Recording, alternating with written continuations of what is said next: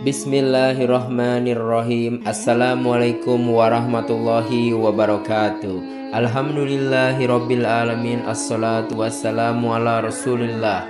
Segala puji kehadirat Allah Subhanahu wa taala, Tuhan semesta alam serta pencipta langit dan bumi, dan juga sholawat untuk Nabi besar Muhammad Sallallahu Alaihi Wasallam sebagai bentuk cinta dan penghormatan kita kepada beliau. Setiap insan tentu menginginkan kehidupan yang bahagia, baik di dunia maupun di akhirat nanti. Namun dalam kenyataannya, tidak semua orang merasakan kenikmatan hidup seperti itu. Padahal, Islam telah memberikan petunjuk kepada kita untuk meraih kebahagiaan yang dapat ditemukan dalam Al-Quran dan hadis Nabi. Sebagai contoh, di dalam Al-Quran surah Al-Mu'minun ayat 1-9, Allah Subhanahu wa taala berfirman, "Sesungguhnya beruntunglah orang-orang yang beriman, yaitu orang-orang yang khusyuk dalam sembahyangnya, dan orang-orang yang menjauhkan diri dari perbuatan dan perkataan yang tidak berguna, dan orang-orang yang menunaikan zakat, dan orang-orang yang menjaga kemaluannya, kecuali terhadap istri-istri mereka atau budak yang sedang dimiliki, maka sesungguhnya mereka dalam hal ini tidak tercela. Barang siapa mencari yang dibalik itu, maka mereka itulah orang-orang yang melampaui batas, dan orang-orang memelihara amanat yang difikulnya dan janjinya, dan orang-orang yang memelihara sembahyangnya." Dari ayat tersebut, kita dapat menyimpulkan bahwa mencapai kebahagiaan di dunia dan di akhirat sebenarnya tidaklah sulit.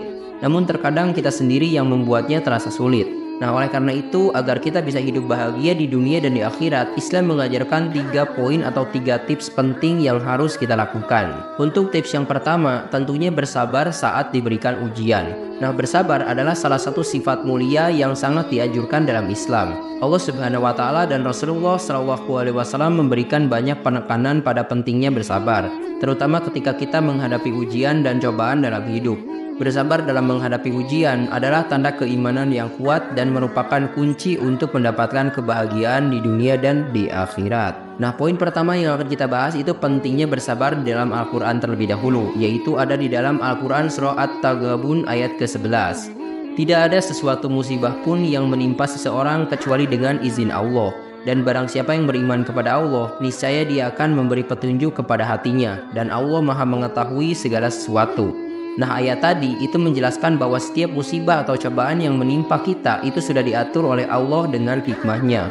Orang yang beriman akan menerima musibah tersebut dengan penuh kesabaran dan keyakinan bahwa Allah akan memberikan jalan keluar yang terbaik.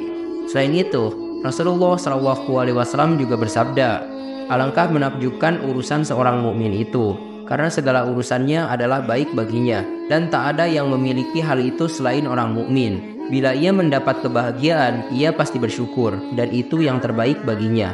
Jika ia tertimpa musibah, ia pasti bersabar, dan itu yang terbaik baginya." Hadis riwayat Muslim. Nah, hadis ini juga mengajarkan kita bahwa dalam setiap situasi, baik suka maupun duka, seorang mukmin akan selalu berada dalam kebaikan karena ia bersyukur saat bahagia dan bersabar saat menghadapi musibah. Nah, untuk contoh amalan bersabar saat diberikan ujian yang bisa kalian lakukan, di sini ada 3. Yang pertama adalah kalian bisa sholat dan berdoa. Saat menghadapi cobaan, segeralah mendirikan sholat dan berdoa kepada Allah. Sholat adalah cara yang efektif untuk menenangkan hati dan memohon pertolongan Allah. Dalam Al-Quran surah Al-Baqarah ayat 153, Allah Subhanahu wa taala berfirman, "Hai orang-orang yang beriman, jadikanlah sabar dan sholat sebagai penolongmu. Sesungguhnya Allah beserta orang-orang yang sabar." Contoh doa yang bisa dibacakan saat menghadapi ujian adalah doa Nabi Yunus saat berada di dalam perut ikan paus, yang berbunyi, "La ilaha illa anta subhanaka inni kuntu minadh dhalimin," yang berarti, "Tidak ada Tuhan selain Engkau, Maha Suci Engkau, sesungguhnya aku termasuk orang-orang yang zalim." Nah, terus untuk yang kedua yang bisa kalian lakukan adalah mengingat janji Allah. Selalu ingat bahwa setiap ujian yang kita hadapi adalah bagian dari rencana Allah yang penuh hikmah. Dalam Al-Quran surah Al-Baqarah ayat 286, Allah Subhanahu wa taala berfirman, "Allah tidak membebani seorang melainkan sesuai dengan kesanggupannya." Nah, ayat ini mengingatkan kita bahwa Allah tidak akan memberikan ujian di luar batas kemampuan kita.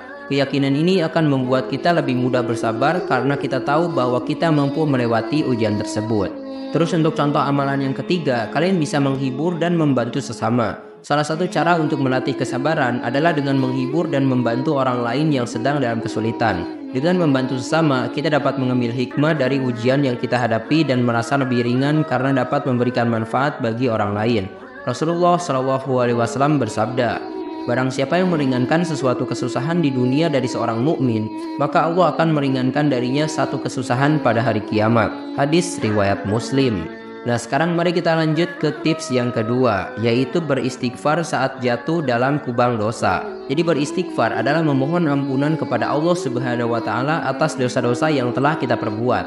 Ini adalah tindakan yang sangat dianjurkan dalam Islam, karena setiap manusia pasti pernah berbuat salah dan juga dosa. Dalam ajaran Islam, Allah selalu membuka pintu taubat bagi hambanya yang benar-benar menyesali dosa-dosanya dan bertekad untuk tidak mengulanginya. Nah, sekarang di sini kita akan membahas pentingnya beristighfar terlebih dahulu. Itu berdasarkan firman Allah di dalam surah At-Tahrim ayat ke-8.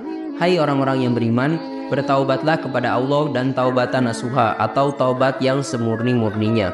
Taubat nasuha adalah taubat yang tulus dan sungguh-sungguh, diiringi dengan tekad dan tidak mengulangi perbuatan dosa tersebut. Taubat seperti ini sangat dianjurkan karena menunjukkan kesungguhan seorang hamba dalam memperbaiki diri. Nah, selain itu, dalam Al-Quran surah An-Nur ayat 31, Allah juga berfirman, "Dan bertaubatlah kamu sekalian kepada Allah, hai orang-orang yang beriman, supaya kamu beruntung." Beristighfar dan bertaubat bukan hanya untuk menghapuskan dosa, tetapi juga jalan menuju kebahagiaan dan keberuntungan di dunia dan di akhirat.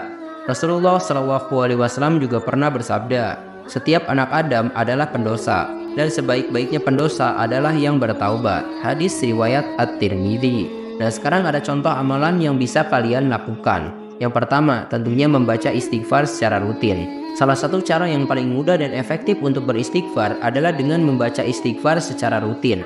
Kalimat istighfar yang bisa kalian baca kurang lebih Astaghfirullahaladzim, yang berarti aku memohon ampunan kepada Allah yang Maha Agung. Nah, dalam sehari kita dianjurkan untuk membaca istighfar sebanyak mungkin, terutama setelah sholat atau ketika mengingat dosa-dosa yang telah kita perbuat. Rasulullah SAW bersabda, "Demi Allah, sesungguhnya aku beristighfar kepada Allah dan bertaubat kepadanya lebih dari 70 kali dalam sehari." Hadis riwayat Bukhari. Nah, terus untuk amalan yang kedua, tentunya kalian bisa melakukan sholat taubat. Jadi sholat taubat adalah sholat sunnah 2 rakaat yang dilakukan dengan niat memohon ampunan atas dosa-dosa yang telah dilakukan. Dengan sholat, kita dianjurkan untuk berdoa dan memohon ampunan kepada Allah dengan sungguh-sungguh. Sholat ini bisa dilakukan kapan saja, terutama ketika kita merasa telah berbuat dosa dan ingin bertaubat. Dalam sebuah hadis, Rasulullah SAW pernah bersabda, "Tidaklah seorang hamba melakukan dosa kemudian ia bersuci dengan baik, kemudian berdiri untuk sholat 2 rakaat, kemudian memohon ampunan kepada Allah, kecuali Allah akan mengampuninya." Hadis riwayat Abu Daud. Nah, sekarang mari kita lanjut ke contoh amalan yang ketiga, yaitu menjauhi perbuatan dosa dan meningkatkan amal soleh. Jadi selain beristighfar, penting bagi kita untuk menjauhi perbuatan dosa dan berusaha meningkatkan amal soleh. Ini adalah tanda taubat yang sebenarnya, yaitu tidak hanya menyesali perbuatan dosa, tetapi juga bertekad untuk tidak mengulanginya dan menggantinya dengan perbuatan yang baik. Dalam Al-Quran surah Al-Furqan ayat ke-70, Allah berfirman, "Kecuali orang-orang yang bertaubat, beriman dan mengerjakan amal soleh, maka kejahatan mereka akan Allah ganti dengan kebaikan. Dan adalah Allah yang Maha Pengampun lagi Maha Penyayang." Sekarang mari kita lanjut ke tips yang ketiga, yaitu mempunyai rasa selalu bersyukur. Nah, bersyukur adalah salah satu ajaran penting di dalam Islam. Rasa syukur menunjukkan pengakuan kita terhadap nikmat dan karunia yang Allah Subhanahu wa taala berikan. Bersyukur tidak hanya dilakukan melalui ucapan, tetapi juga melalui tindakan dan sikap kita sehari-hari. Dengan bersyukur, kita menjaga hati agar tetap lembut dan tidak mudah iri atau dengki terhadap apa yang dimiliki oleh orang lain. Nah, pentingnya bersyukur itu berdasarkan firman Allah di dalam Al-Quran surah Ibrahim ayat ke-7. "Sesungguhnya, jika kamu bersyukur, pasti kami akan menambah nikmat kepadamu. Dan jika kamu mengingkari nikmatku, maka sesungguhnya azabku sangat pedih." Nah, ayat ini mengajarkan bahwa syukur adalah kunci untuk mendapatkan lebih banyak nikmat dari Allah Subhanahu wa taala. Sedangkan kufur nikmat dapat mengundang azabnya. Selain itu, di dalam Al-Quran surah Ibrahim ayat ke-34, Allah juga berfirman, "Dan jika kamu menghitung nikmat Allah, tidaklah dapat kamu menghinggakannya. Sesungguhnya manusia itu sangat zalim dan sangat mengingkari nikmat Allah." Nah, ini menunjukkan betapa banyak nikmat yang Allah berikan kepada kita, sehingga kita tidak akan mampu menghitungnya satu persatu. Kesadaran ini harus mendorong kita untuk selalu bersyukur.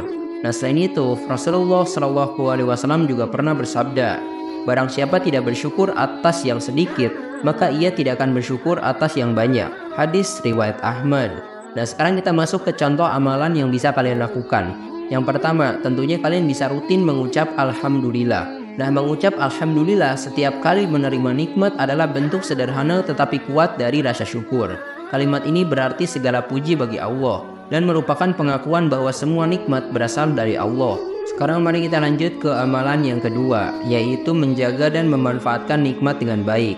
Cara lain untuk bersyukur adalah dengan menjaga dan memanfaatkan nikmat yang Allah berikan dengan baik.